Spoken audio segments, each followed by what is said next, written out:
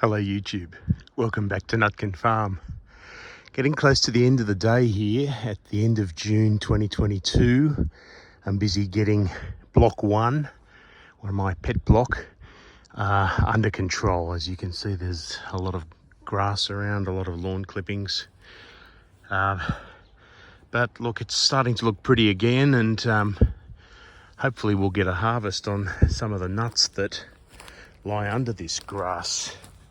And you can see here, a couple of them poking through and should be able to be picked up by a harvester. And there's a sort of good mix of trees here. The babies are growing strongly. It's a 246.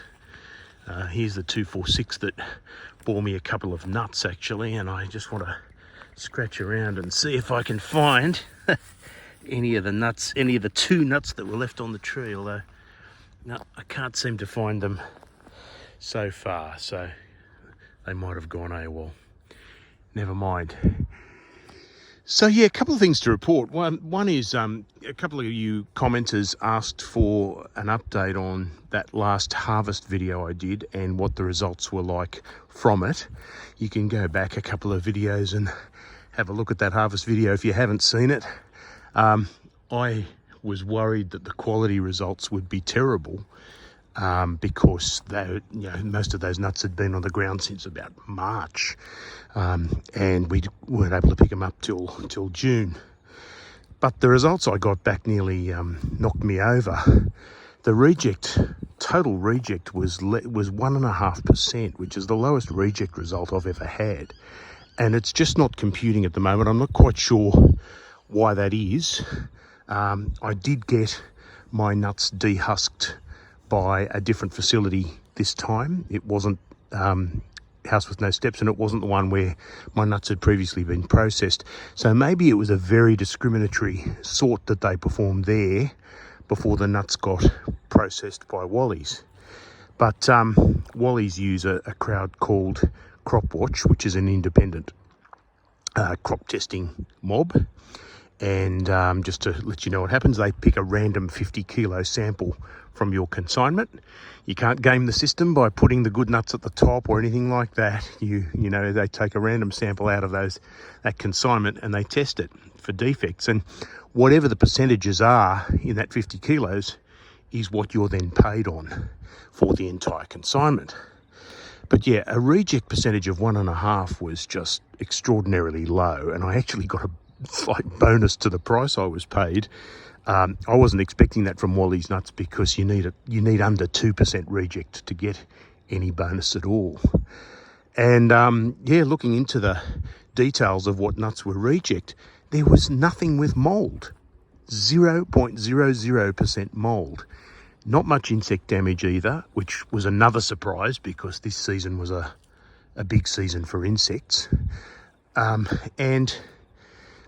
The only real way the nuts were disqualified were on slightly shriveled kernels, and that was most of what was in the commercial kernel category as well, the sort of slight shriveling of some kernels, which is either age or insufficient nutrient. I'm not quite sure what causes shriveled kernel, but I got a lot of it last season.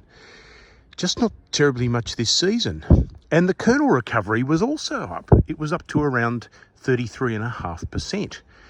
Which, given that, it was my old blocks of 344s, that's about as good as it gets for that particular variety. You could get a little higher sometimes. But, so I'm still scratching my head, guys. I don't know the reason for it. There should have been a much higher reject. But then, Crop Watch has always looked at my crops, and that's the best result I've ever had. And, if you can get that from leaving nuts on the ground 3 months before picking them up, then maybe we've got to start questioning this wisdom that you have to harvest once a month in order to get good quality. Not that I plan to give up on that idea, and hopefully get this block harvested soon too, because there's some good nuts I see on the ground, and they should poke through once this grass has died down a bit. But look, one of the other reasons for showing you this grass was it reminded me of a video that I saw on the Australian Macadamia channel one of the very earliest videos, and the host Garth went on about the cheapest benefit you can give your orchard, and he said the cheapest benefit you could give your orchard is, of course, mowing it.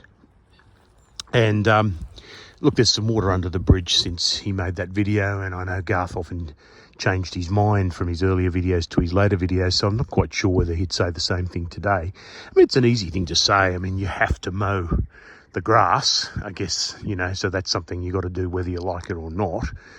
But is it a real benefit? And, is it, how good, if it's a cheap benefit to your trees, well, how good is it really? I am used to grass clippings. If you have a backyard and you mow your lawn, well, you know that grass clippings are a reasonably good way of mulching things. Sometimes when you break down green grass, it draws a bit of nitrogen out, but in general, it's a very good mulch. I see the benefits of mulching in terms of earthworm activity. It brings earthworms almost right to the surface of the soil, it seems, and they dig the ground for you and till the soil. I always thought that you could maybe, if you mow the orchard enough, you'd have enough organic material so that you could get away with granular feeding and not have to worry too much about manure and that sort of thing. And I've been sort of pulled up on that idea in the sense that grass does really, there's a lot of it. There's kicking around here, there's a stack of grass from mowing it down from about 3 foot high. But it does really whittle down to very, very little in terms of organic matter. There is some, yes, and it's beneficial as far as that goes. However, it's not something that you really would bank the farm on.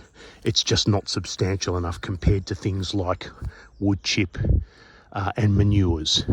These things are heavier, more persistent, and they obviously provide a more longer lasting benefit in terms of soil amelioration. What about soil carbon? Well, there's a lot of it's easy to make mistakes about soil carbon. You think, it's carbon in the soil, and to a degree that's right, but soil carbon is not simply a matter of, well, here's some grass clippings, they're carbon based like any life form, and that will become soil carbon. That's actually not what soil carbon is. Soil carbon's made by microbes in the soil, and it's only made by microbes in the soil. So even if you said, well, let's rake or dig these grass clippings into the ground and then it becomes soil carbon, no, it doesn't. That's not the concept of soil carbon. The soil carbon is a nice available plant form of carbon that goes into the leaves, the twigs, the shoots, even the flowers that you see on these trees. And the orchards most starved of soil carbon are the ones not given the organic matter that is high in carbon, but then gets processed by these microorganisms, earthworms, other things, to make plant available carbon.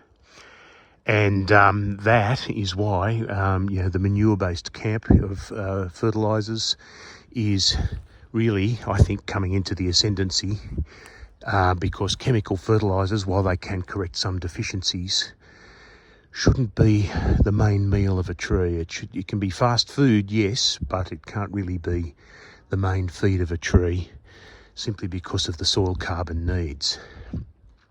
Do these grass clippings contribute to soil carbon? Well, not directly, but yes, indirectly. By breaking things down, by encouraging soil microbes, by encouraging soil life, the grass clippings do play their role in feeding a farm or feeding the soil. The carbon, obviously, in the grass does other things. The grass can absorb water, hold water a bit. Cutting the grass can help the soil dry out a bit, and therefore, improve the amount of oxygen getting through to the trees. And look, at the end of the day, you do need it down so that you can pick up nuts and get what it is that you farm macadamias for, which is nuts. So, what do I say in conclusion? Well, I sort of agree with Garth. Mowing the farm does provide a benefit to your farm. Yeah, to the extent that there are any disadvantages, such as perhaps disturbing bees when they're pollinating, or potentially getting rid of some root penetrating weeds that might attract bees and other pollinators by their flowering.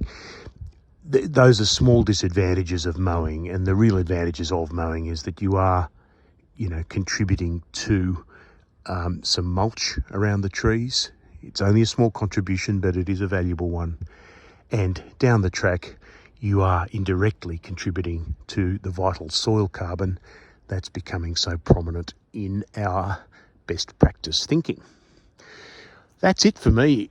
For now, I will have to get this mower back before the sun goes completely down, and I'll come back to you again soon with another video. Thanks very much for watching.